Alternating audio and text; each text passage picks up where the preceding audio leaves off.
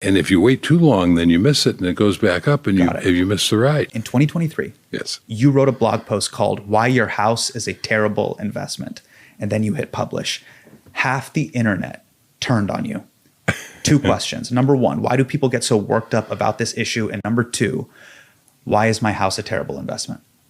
So actually I wrote that post originally in 2015 and the team updated it in 2023, I guess. But your house is a terrible investment because it's basically is not an investment, right? You shouldn't think of your house as an investment. Sometimes it works out, it goes up in value, but it's a place to live. It's a lifestyle choice, right? So you need to separate in your mind what an investment is and what a house is. So, when you invest in a house, you're taking on enormous expenses. You've got your mortgage, which everybody thinks of, and they say, I can buy this house and the mortgage is no more than my rent. And they're forgetting conveniently about, well, there's real estate taxes, right? And then there's all the maintenance and repairs on it. And you're going to buy the house and not remodel the kitchen? You're never going to remodel the kitchen in your apartment, but very few people buy a house and don't start immediately changing it. You're going to buy furniture for it. You're going to buy appliances for it. It's never ending. And all that's fine. Monies can be used for a lot of things. I've owned houses most of my adult life. I'm not saying don't own a house. I'm saying don't confuse yourself thinking it's an investment.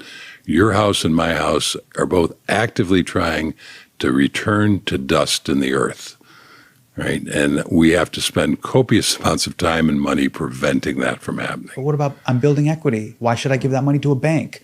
And what about the idea that, what are you telling millennials to do? Just own nothing? Millennials and Zoomers should own nothing and let BlackRock have all that money? Oh, I'm not saying you should own nothing. I'm saying you should own assets. You should own VTSAX. My daughter... You really believe you're telling everybody on the internet right now that's my age or younger, VTSAX and rent? Yes. And that's what I tell my daughter. And that's what she's doing. She's in her early 30s. She just quit her corporate job last fall. I don't know if that's permanent or if it's just a temporary hiatus, but she at least has fuck you money the way we defined it earlier, that she can make that kind of bold decision, because she didn't make any silly decisions like buying a house and becoming house poor and being dependent on a paycheck to pay for all of those things. So yeah, building wealth is your key goal. Then no, owning a house is not going to contribute to that.